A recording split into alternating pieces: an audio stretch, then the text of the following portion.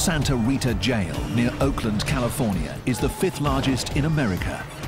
Jail can be a world of violent gangs, hundreds of cliques that bring rivalries and vendettas from the streets behind bars. Right here, San Mateo Manual gangster, you know what I'm saying? For many, life here means making a choice: join a gang or live without protection. You've got to run with somebody, because if you're out there by yourself, there are sharks watching you left and right. Jail becomes a proving ground where old-time gangsters teach youngsters the ropes. Just mostly respect your race. You always try to stick with your race.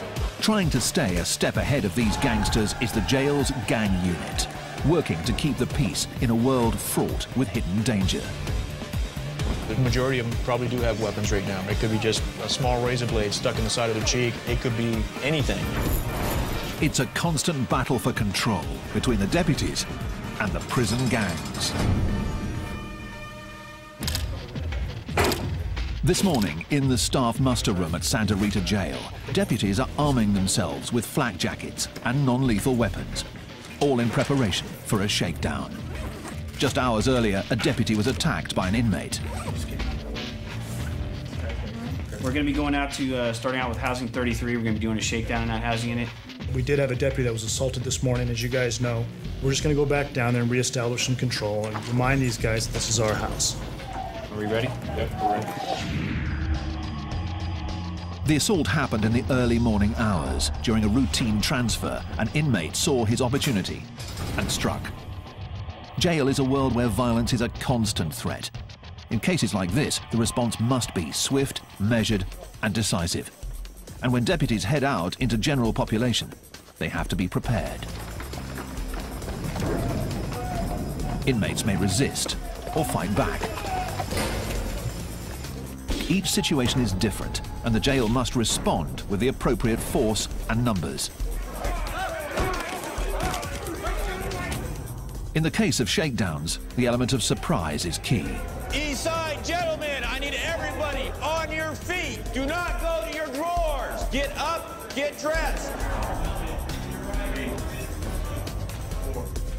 Searches like these are a fixture of life here at Santa Rita Jail.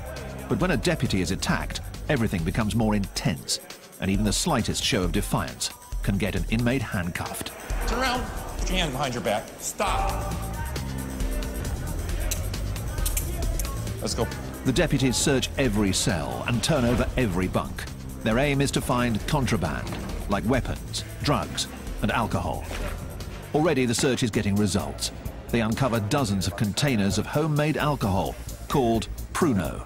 Throw some sugar in there and apple juice, and then just tighten it up, and it just starts fermenting. It's the catalyst for a lot of fights. People start drinking, and they get that liquid courage, and then a lot of fights break out.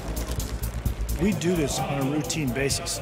However, if you're going to be that housing unit that today you're going to threaten our staff, well, we move you to the top of the list. And today, they threaten our staff. Based on an assault that took place this morning, we move them to the top of the list. More than 150 inmates will be searched today, yielding gallons of alcohol. But the fight for control here is never ending, driven by one simple fact: this is the 5th largest jail in America.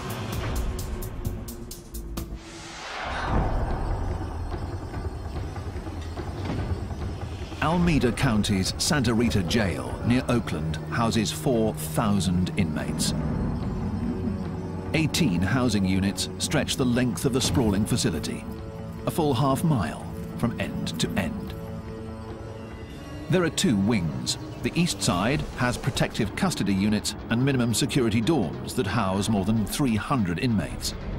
On the west side, maximum security inmates are housed in double-bunked cells, and administrative segregation units hold problem inmates on lockdown 23 hours a day. As many as 60,000 inmates pass through here each year, creating an ever-changing inmate population, and the threat of violence is always present. Heightening that threat is a stark reality. 40% of Santa Rita's inmates come from Oakland, and Oakland has a serious gang problem. Black down in the East Bay. A barrage of bullets. Another deadly shooting in Oakland. We got the 9. The gangs here have contributed to a violent stretch in Oakland. More than 100 murders 4 years running, and over 22,000 violent crimes. It all adds up to a steady stream of fresh arrests, headed straight to Santa Rita.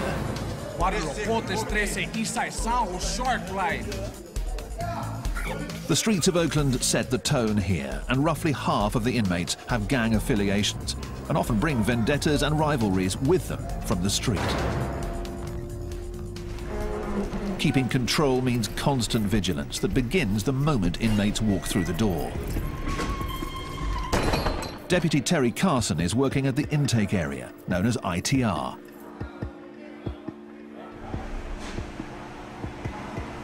Have you been charged with any assaults on the police? No. Been charged with any assaults on other inmates? No. Carson interviews inmates to determine their criminal past, what sort of crime they're charged with, and what threat they might pose to other inmates. The information is used to classify inmates, and here in Santa Rita Jail, they are color-coded accordingly. Inmates given blue jumpsuits are considered medium security, posing a low threat. Yellow is given to those with heavy charges or a history of violence behind bars. Terrorist threats? Okay. Each one of these represents the year that you did in prison? Red means an inmate is headed to protective custody or administrative segregation. You remember what the case was at Central State Prison? Yeah. What was it? Barry, domestic assault, attempted murder. And when you were in San Quentin, how many points did you have? I made level 4. You made level 4. It is classification born out of necessity, an attempt to keep the peace. It's that big wall 3 homeboy that you knew. Barrio Pobre, Sureños, 831, Costa Central. With so many gang members at Santa Rita, making sure rivals are separated is key. You see somebody that's opposite, say Sureño or Norteño, opposite of you. If you're Sureño, you better get off on that Norteño. That's all there is to it. That's the politics. And if you don't, we're going to do something to you. But new tensions between gangs can heat up at any minute. So the jail has created a special unit to track the ever-changing gang world. Terry Carson is part of the team, and so is Mark Schlegel. Together they make up the Gang Classification Unit, and their office wall is lined with one of the keys to understanding the gang world: coded artwork. You have a Kumi 415 over here. This is the Hells Angels. West Oakland. Oh, you got X4 Norte. Hidden in the drawings are important clues of affiliation, of rivalries, and of potential conflict. It's all part of a story that translates to the history written on the inmates themselves: tattoos. When these guys come across the counter, you'll see the same type of artwork on their skin. So they tell me a story. 14th letter of the alphabet, which is N, which stands for Norte. You'll also see 14 on white supremacist guys, but that means totally different. These guys don't put this stuff on a piece of paper or on their bodies without a reason or a story behind it. Decoding the story may be vital to keeping the peace here behind bars, but the gang unit serves an even greater purpose. They are building a record of each gang member, one that will follow them to prison or back out onto the streets. It's valuable intelligence that gets shared with corrections and police alike. But the challenge for the gang unit is daunting. There are hundreds of cliques and gangs in California, and on any given day, behind the walls of Santa Rita, many of them are represented. You got Border Brothers, you got everybody, Paisas, blacks, whites. If enemies are housed together, violence will follow. And right now, in Maximum Housing Unit 6, is a graphic reminder of that reality. Crime scene cleanup is already here, removing the remnants of a violent fight that started just hours earlier. Yeah, we had just opened the doors for dinner feeding. An inmate ran down here from cell 14, entered the cell, attacked the other inmate, had a razor blade attached to a short piece of plastic, tried to slice him on the facial area.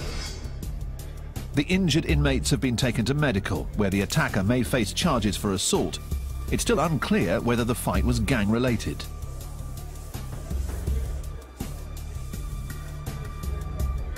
Here's a tier, and here's like the bottom floor and the cell block. I still don't get the dice, though.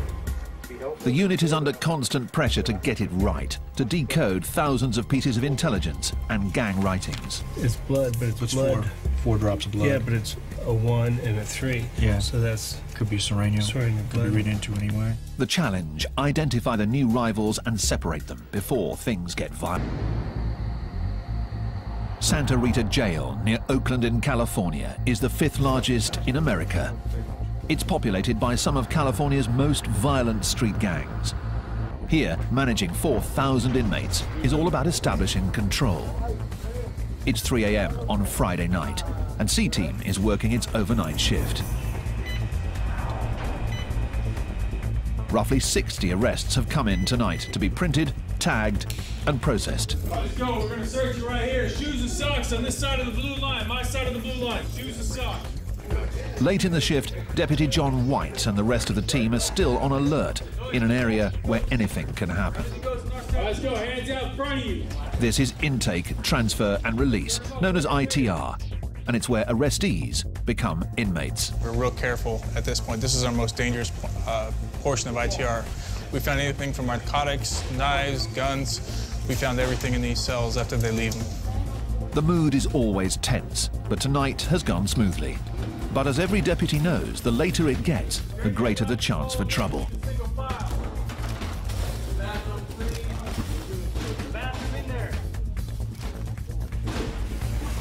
We're roughly 10 hours into our shift right now. Every minute, every second, you have to be attentive to all your surroundings. Around the corner in the pat-down area, that vigilance pays off when an inmate makes a move at a deputy. The response is quick, measured, and designed to make one point clear. This is jail. We have to set the tone because they come across and they're not fully acclimated to being in custody. They don't realize they are not in control anymore. This is an individual that came across, he's intoxicated. They came across, we attempted to search him, he became combative. So for our safety and for his safety, we went ahead and we restrained him, brought him back to the back. It happens every night. Don't kick me, dude. The alcohol does funny things to people, and unfortunately, this is where they usually end up. This inmate will sober up in a back tank of ITR. By night, it's a quiet corner for problem inmates. But in the morning, the mood changes radically as ITR transforms into the bustling hub of the jail.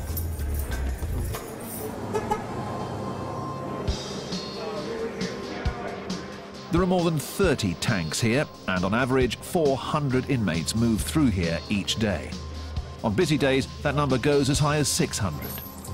Every inmate on their way to and from court, headed off to prison, being processed or released, comes through these halls. Gentlemen, make room. We'll be leaving shortly. Control is key here, but can prove difficult in an area where the deputies are outnumbered. You've got, anywhere from 8 to 12 people on a shift working down here, but at any given time, you could be working with up to 300 inmates. It's 1:50. That means it's the last bus before count goes up. So let's get it done. Noise check it. With so many inmates to keep track of, on busy days the system backs up. That can create tension, especially in the larger tanks, known as the bullpen. Typically there are less than 20 detainees in here. When deputies fall behind, that number rises, and the bullpen heats up. On a hot day in the middle of July, you open the door and it's literally like a sauna hits you in the face. You can feel the moisture in the air. It's kind of like when you open up your oven at home after you've cooked something. I mean, the more bodies that are in the tanks, obviously, the hotter it gets in there, the more talking going on, and tempers tend to kind of flare sometimes. It's all concrete, and you just sit in there, it get hot, the vents stop blowing hot air, it's stanking, people farting and complaining, and next thing you know, somebody say something, and there it go, boom. It's like fire to gasoline. That's all it takes, you feel me? Open holding tanks are used at jails across the country. With a mixture of inmates all on edge, the atmosphere is tense and flare-ups are imminent. Away from the deputy's view, fights can break out at any moment and escalate as other inmates within the tanks become involved. Stand by, gentlemen. I'll be right back. The ever-present threat of fights keeps the pressure on the ITR staff. Inmates can't avoid the bullpen, so it's vital that the deputies get them out or back to the cell houses fast. Does everybody know the rules? As the day comes to an end, Deputy Scott Brandon moves more than 60 inmates back to the units. Right shoulder, right wall, single file line. The second rule. Shut up. With the inmates unshackled, there's one basic goal: keep them moving. You want to kind of keep them going in the same direction with a minimal amount of distraction. So if you can get them moving all in the same direction that looks like somewhat of a straight line, then to me you're doing your job and you're getting it done. Because the whole goal is not to get into a fight with everybody you see. It can't run like that. And the long and short of it is these aren't children, these are grown men. So they're gonna act the way they're gonna act. For inmates, leaving ITR marks the end of a long day.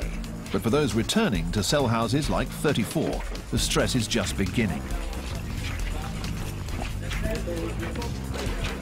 Talk and get you talk some gators, close the book. Won't you take a closer look? Closed casket pressure cook. And I'm the peer pressure that your teacher talking about. Toss go off the tier to teach him not to run his mouth. And I'ma run with it. There are 328 inmates here, the maximum allowed, and just 2 deputies overseeing them all. During free time like this, known as pod time, it's loud, crowded, and governed by a code set by the inmates themselves. Inmates like Chris Card. It's mostly respect your race. You always try to stick with your race, you know what I mean? In this particular pile, we got the black hole where we sitting at.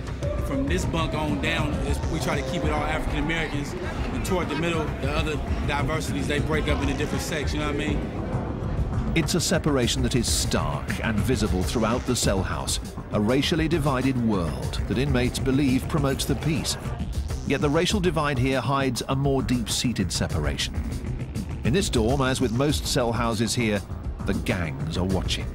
Every table, every staircase, every phone is territory to be marked and held, much of it claimed by the dominant gang, the Norteños, who have their own bylaws and codes, rules followed by former gang members like Lucky.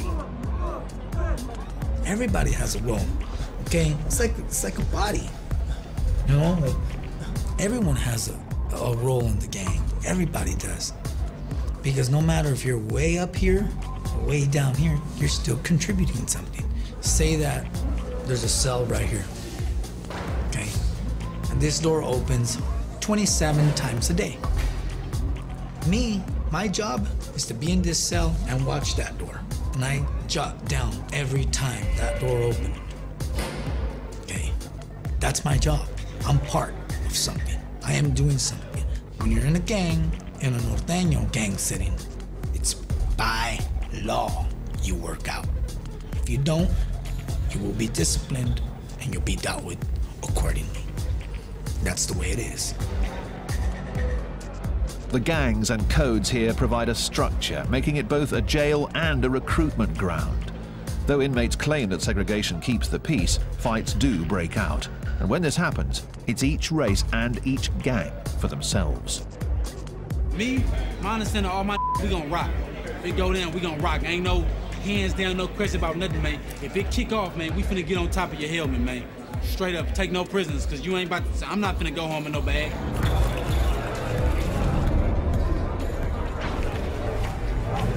Lock down, fellas. Let's go, fellas, lock down!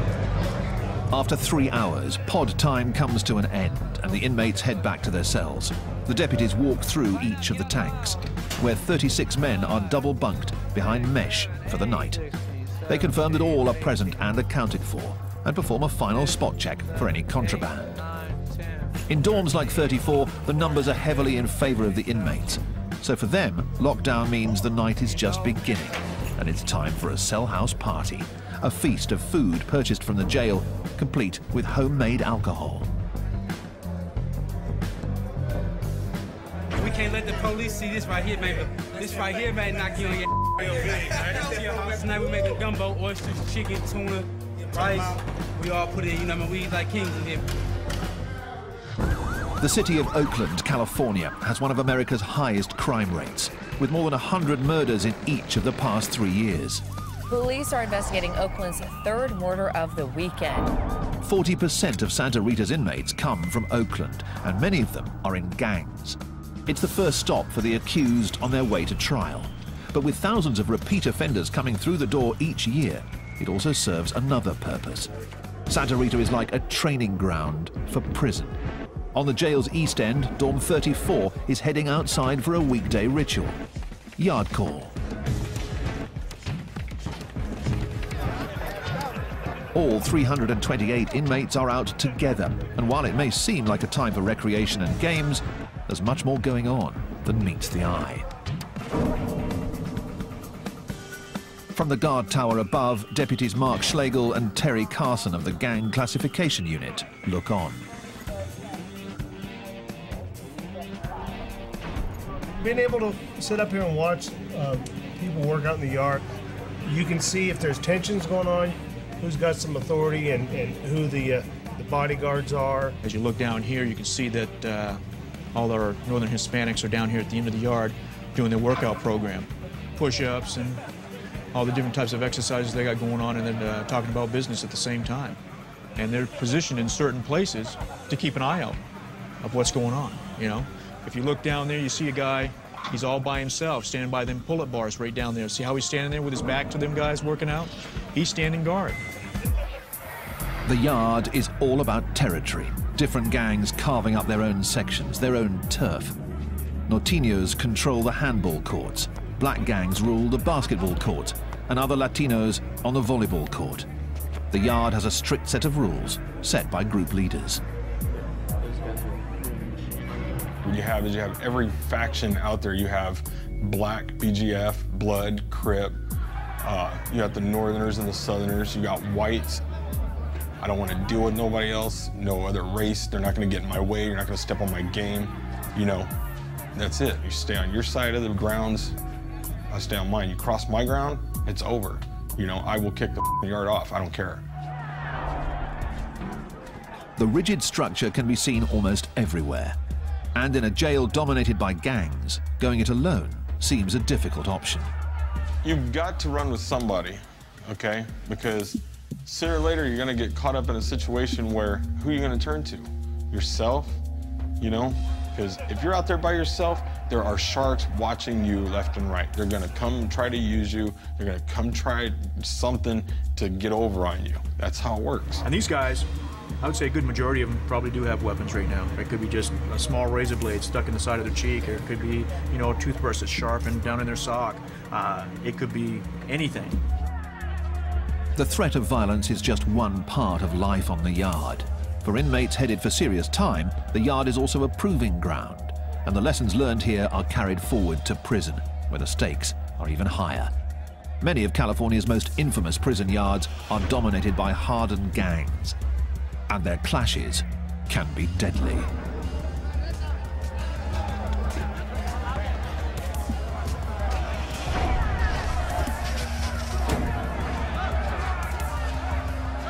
Even in this seemingly chaotic environment, the rules of engagement are strict and clear. Whoever's having the issues against each other, their channel or their shot caller will come and let you know, hey, back the up for a while, we're going to go get off. If you want to get involved, let us know. You have to know who's who over or who's helping who out to know when it's going to jump off. But you can pretty much tell. I mean, you'll see it. You'll see the grouping up. You'll see everybody getting in position, and then next you know, it's mayhem. This riot at California's Pelican Bay prison probably started after tensions built between rival gangs. The conflict lasted for more than half an hour as corrections officers tried to regain control. In the end, more than 20 inmates were injured. The threat is always there. You could walk past some guy and look at him just like, you know, the sun be in your eyes, and you look at him with your eyes like, you know, and then he'll run up on you. What the hell are you looking at? Nothing. Oh, I'm not nothing. See, and it could go just a domino effect of, you know, you're just saying the wrong things. The constant threat of violence has created a surprising shift. Gang members behind bars are turning their backs on gangster life. They're called dropouts, and they make up more than half of the inmates in protective custody here at Santa Rita. And Brian Curlis is one of them. Leaving gang life behind is no easy task. Curlis is in on a parole violation and is waiting for his sentence, which could mean a return to prison. He has a coveted job as a pod worker, but his criminal record makes him a 3 strikes candidate, meaning a new charge could get him a life sentence. And as a former gang member, the aggressive mentality runs deep. It's like now I'm a worker here, and I tell people straight up, if you don't like the way I'm doing something, here's where I live. Come and see me at breakfast, you know? I don't have no problem with it. But at the same time, I don't want to get in a fight because I'm a three-strike candidate, you know?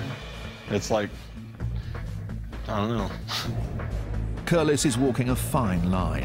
One slip could land him behind bars for 25 years to life. Santa Rita Jail holds criminals from some of Oakland's most dangerous gangs. For gang members, cell houses and yards are a harsh training ground where the inmates are indoctrinated into the gang code. For the deputies, keeping the peace is a never-ending challenge that requires more than just watching over the inmates. It requires constant surveillance and vigilance. And today, in Dorm 32, deputies Carson and Schlegel of the gang unit are following up on some fresh intelligence. Time for pod time, pod time. Lower tiers, stay off the carpet. Upper tiers, stay off the stairs. Once all the doors are closed, I'll flash the lights. Again, this is pod time. Apparently about a week ago, from the information we're getting, they removed some of the guys that had a lot of say in this pod for the Northern Hispanics. They were taken out. And during that time, you have a void there, so there's always going to be a little power struggle within the group to say who's going to step up and call the shots. In the rigid gang structure behind bars, the shot caller is the one in charge. He runs the dorm, decides who fights who, but he also keeps the peace. Without him, even more fights could break out. So the gang unit is trying to figure out who is stepping up next. Figuring that out can be tough in this constantly shifting environment. One of the things that they do as leaders is to help train everybody else that's coming in here, or make sure that people understand, you know, the structure in there. This is a county jail. When you're in the county jail, it's not like we're in prison where people are in there for years at a time. They're in for short periods of time, and so there's a lot of turnover and there's a lot of people coming and going. That constant turnover is one of the key challenges to keeping control here. Santa Rita sees nearly 60,000 inmates each year from all over Alameda County, so rivals from the street can easily end up housed next to each other, and that can spell trouble. Just as the jail is constantly looking to classify any incoming gang members, the gangs themselves have their own strict classification process.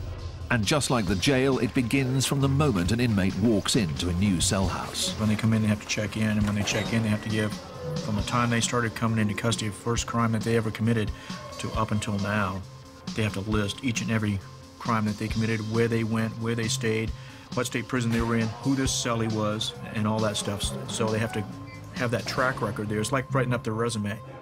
These gang resumes are compiled on notes and are the key means of communication between the gang members. The writing on the note is tiny, called micro-writing, and some get moved throughout the facility and checked out for intelligence on new inmates. Information flows from one end of this facility to the other end of the facility on a daily basis. And the reason why it does that, in our central location, a point is, if they want to get information out, they can put it on laundry carts, they can put it on our food carts, and go back to our kitchen area, which our minimum inmates work. And if they want to get information for, say, Housing Unit 7, then the worker can come out there and put it onto a food cart or a laundry cart. It's an underground background check, a poll taken of the inmates in the jail to see whether a new arrival checks out and can be trusted.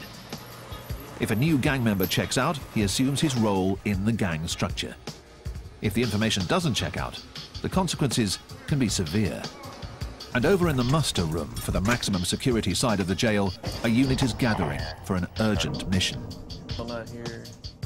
A deputy has intercepted a note that contains hints that there's a weapon in Housing Unit 7.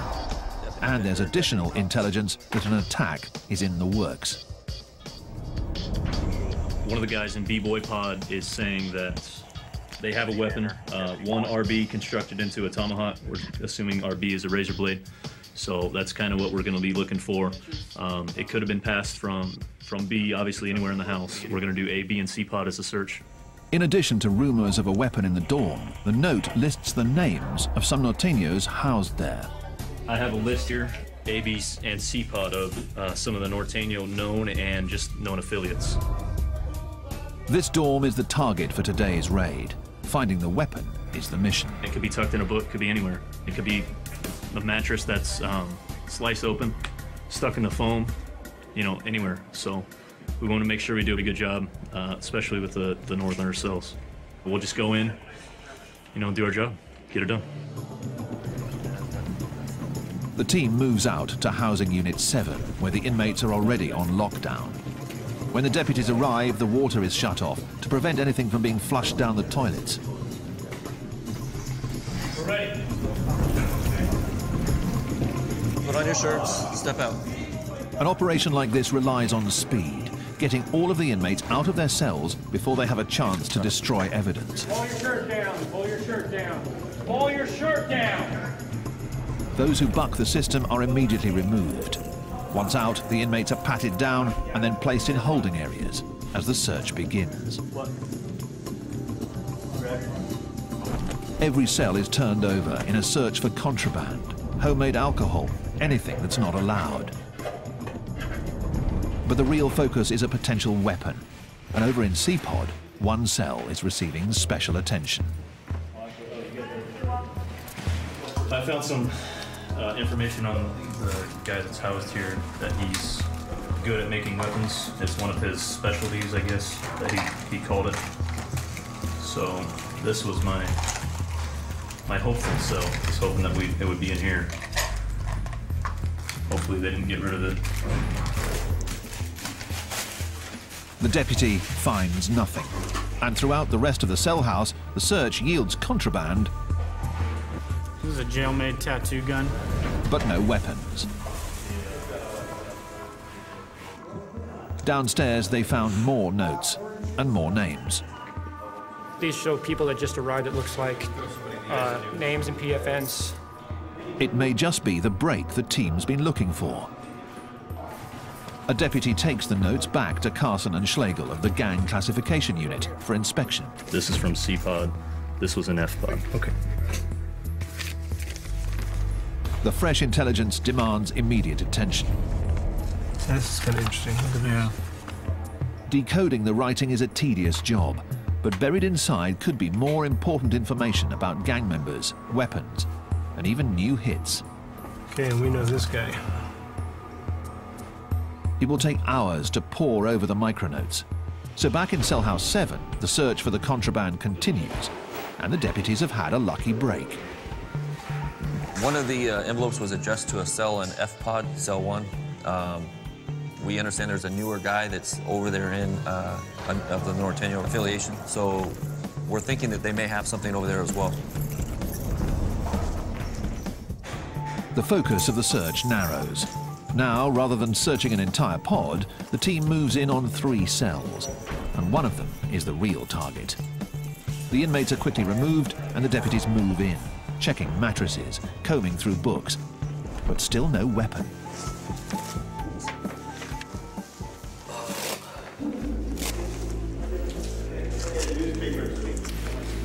Out in the common space, a deputy spots something wedged under the television. It's coming. No, that's what that's there for. It could be what they came here for. Yeah. A blade. Yeah. So we fit it up to slice somebody with. Yeah, see? The dangerous weapon is removed from Cell House 7. And for now at least, a possible gang hit is averted. Another small victory in a world where the threat of conflict is constant. Over in protective custody, Brian Curlis still marks his days at Santa Rita, trying his best to stay out of harm's way in a world of violence.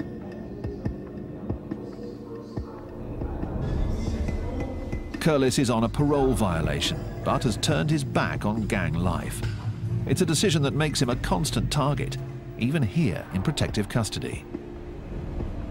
I don't think you're any safer here than you are on the main line. At any time, anything you do, you sit at the wrong table, you use the wrong shower, it could get you hurt. Gang members despise dropouts. They are traitors of the highest order. That makes them targets wherever they go, especially behind bars, where gangs set the unofficial rules. While gang initiation is often violent, getting kicked out is even worse. It's called a removal, a quick but violent act where a gang member slices another in the face with a weapon. The slice leaves a permanent mark and lets other gang members know that the target is a dropout, what they call no good. I've seen people get their face sliced open, half their ear knocked off, all the way across. To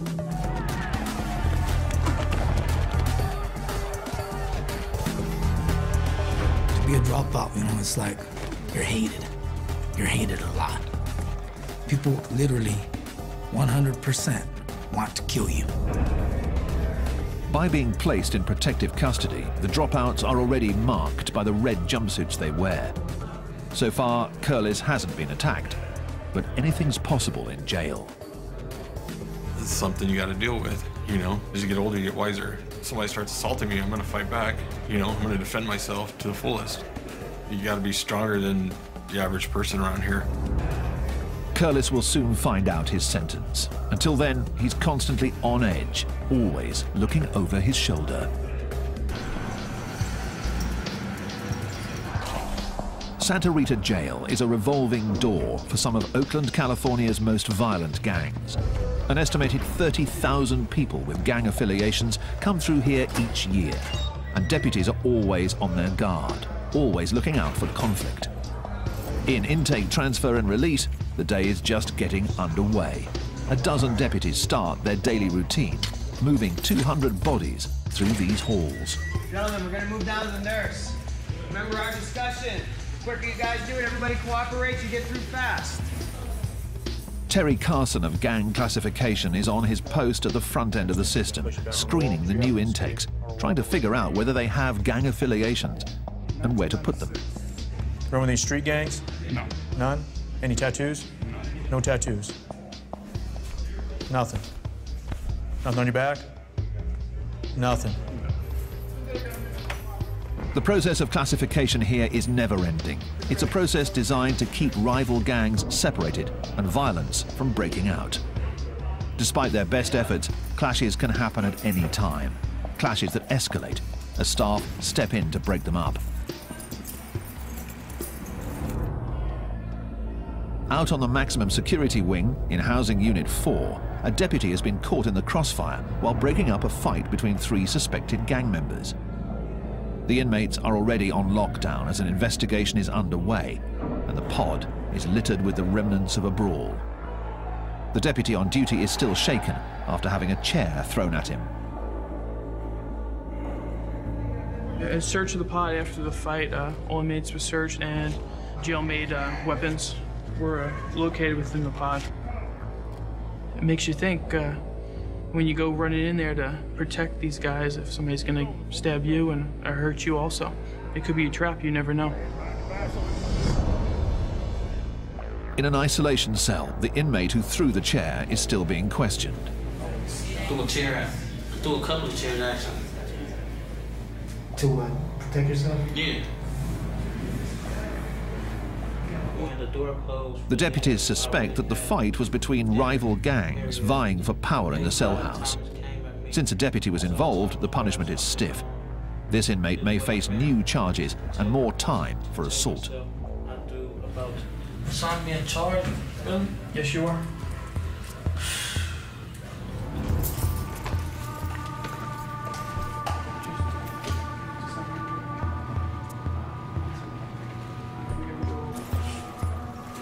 New charges are something that every inmate dreads.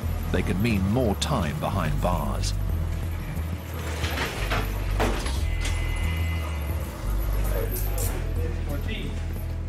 Former skinhead Brian Curlis is trying to steer clear of getting new charges of his own.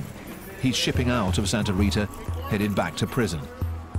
Leaving jail behind means returning to a world where the convict code runs even deeper. As a gang dropout, he'll face challenges daily. But as a 3 strikes candidate, those challenges could have serious consequences.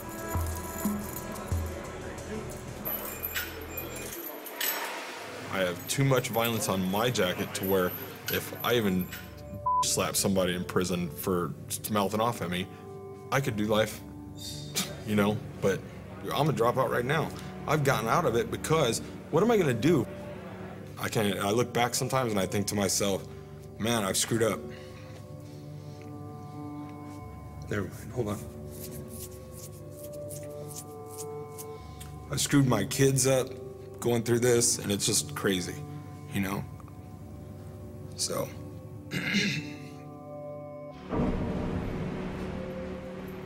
Curlis's sentence is 250 days. 250 days to toe the line and steer clear of fights. If he fails, it could mean a life sentence. The prison bus leaves, signalling the end of another day. Back in the cell houses, the evening brings with it a familiar sight. Deputies have formed a squad and are making their way across the yard. It's another shakedown, another attempt to remind the inmates of who's in charge.